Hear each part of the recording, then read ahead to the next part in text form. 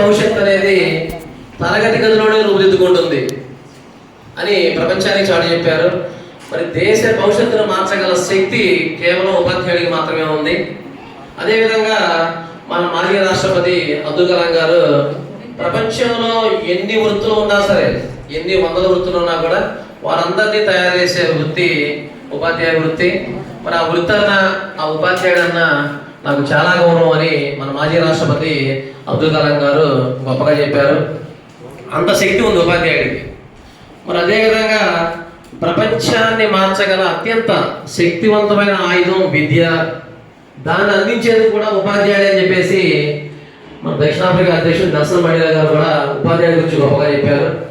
మరి ఈ రకంగా సమాజంలో ఉపాధ్యాయుడికి ఒక ప్రత్యేకమైన గౌరవం ఉంది. అదేవిధంగా ప్రతి ఉపాధ్యాయుడు మరి ఈ రకంగా తన యొక్క జ్ఞానాన్ని, తన అనుభవాన్ని పిల్లలకు పంచుతూనే ఉంటాడు.